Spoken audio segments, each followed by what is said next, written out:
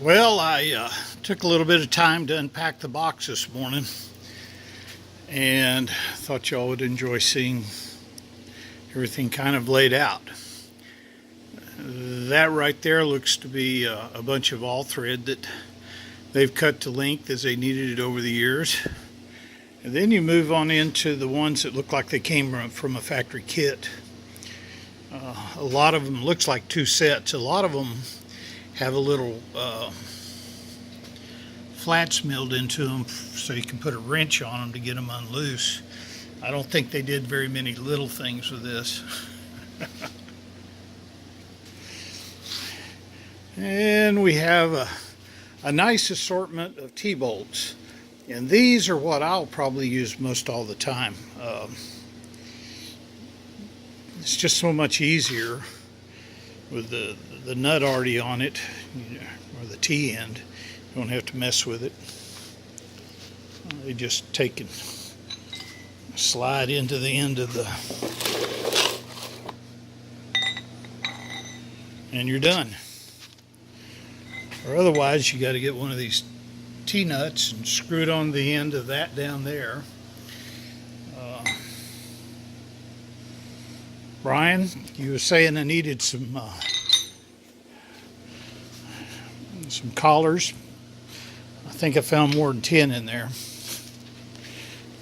Also found all of these nuts, and then there was a little assortment of different things in there. And as a bonus, there was a ground rod connector, which I use a lot of. In fact, there are 3 ground rods right there.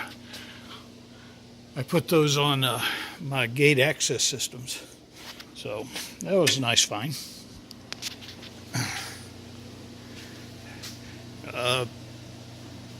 These angle plates we already had. They were in pretty rough shape, and Richard had forgotten the coupons for his scraping class this year. So we dug these out, and guys went to town scraping on them.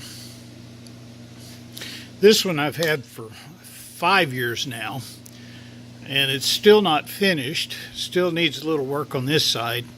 And Chip, if you're watching this, you need to come back and finish. We've been waiting on you for 5 years now.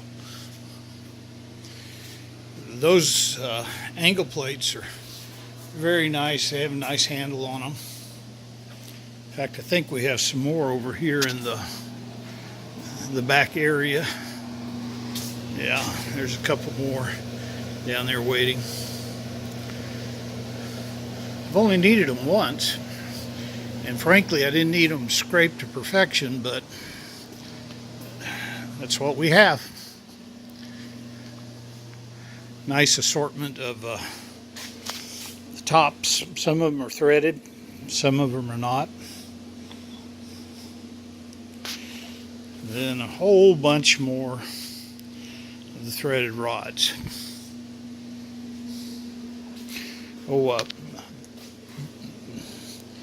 This is a Richard King straight edge that I was planning for a customer, and my machine had a malfunction,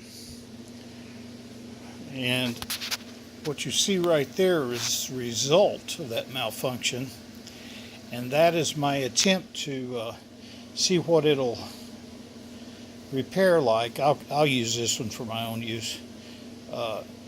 Frankly, once I get it all scraped in, that little spot just will not matter.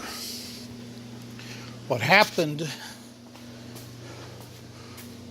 was, as it was set up on the bed and it was going back and forth, the tool took a dive into the machine, or into the workpiece. And what I figure happened is somehow or another this lever got knocked down. Maybe it did it when I was doing something here, or maybe it just jumped into gear. Well, I fixed it where it will never happen again. Because frankly, that scared the crap out of me when that thing took off. You can't stop this machine. You better just keep out of its way, because once it gets going, especially now that I replaced the seals on the main piston, they had always been leaking a little bit, but I went in and well, you can't really see it without moving everything. On the other end of this is where the main piston comes out.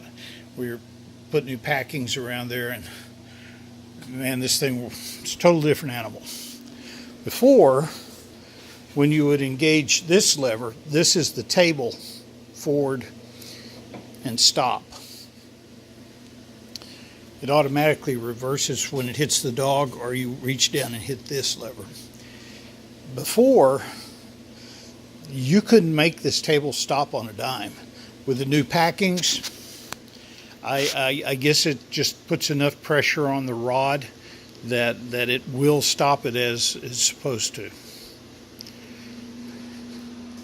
Now, my next big problem is, where the heck do I put all this stuff?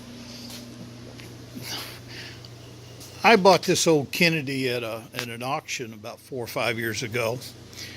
It was online. I figured, what the heck? It's hard for the drawers to come out. These are some of the other hold-down fixtures that we have. These fit into this. Then you can adjust that, use it as a stop or whatever you want to do. But these doors just, I don't know if it's too big for the weight, or if it's just old and worn out. But I've been using it mainly as a workbench here. And now that I have a large assortment of hold downs, I can arrange them into something. These are some of our homemade machinist jacks that we use. We flattened off the top of the bolt, put those underneath things. Work real well. But as you can see, I was using an assortment of all different kinds of bolts, and 2 different size nuts on the thing. Is just going to be really nice to have one size where I get one wrench out and takes care of everything. But back to the storage. I'd like to keep this stuff here close, but I can guarantee you that about that complete end down there will hardly ever get used, if ever. These will get used 10% of the time, while all of this stuff and these T-bolts will be the most used. So I'm torn between putting all of that into a box, spraying some oil on it, and putting it out of sight, out of mind, sharing it with somebody that needs some. I just don't know what's going to happen to it. I really hate to take up valuable, good tool space in my toolboxes, but you say this box may do it. I mean, it's very hard to open the drawers, and I'm afraid if I put a lot of weight in there, it'll just make it even worse. I know it's blasphemy. Kennedy toolboxes are, quote, quote, the best. But frankly, for me, over the years, I've been using the Home Depot Cobalt boxes. That one's about 10 years old. Wife gave it to me for a present. But since then, I've kind of gone hog wild. I love them for little workstations. You can put a wood top on them. My wife gave me this for another birthday present this year. I've got them over here and over here. They work well. They're smooth. These are the newer ones. These guys really thought this out. They put this strip up here, whereas before they've always been inset into the side. You can see that one down there. This one down here was 10 years ago. It even comes with little pop-out hooks, so you can hang your apron or whatever on the side. They have a built-in cord. And the problem is, if you put anything up here, You can't shut the box because all the cord's hanging out. They didn't put any holes to get out of the box to the cords. Let's see. This one is a couple years old. They put the USB plug-ins, which is real nice for your telephone and stuff like that. They changed the drawers from the old style.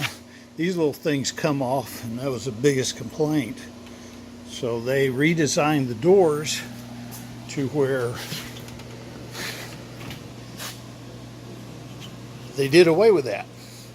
Problem is, you lost 1.5 inches of drawer space because all these drawers are now inset into the frame. But these drawers, I mean, they're just wonderful for smooth. They carry the weight. Now, there's a cast iron plate, a bunch of collets, tool holders. They do really well. Oh. When I bought that one and put in some really nice tools, and that one also, you know, measuring tools like this just immediately started rusting. The blue liner that was in that batch made things rust. You set it on there, you would have a rust mark right there. So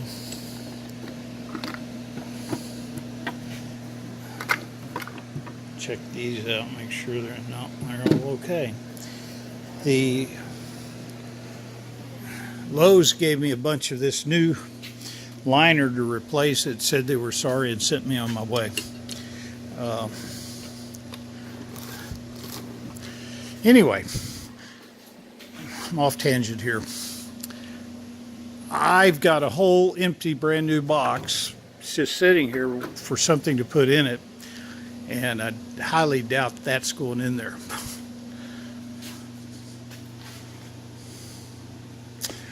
Oh well, it's hard to be me. Thanks for watching. Bye-bye.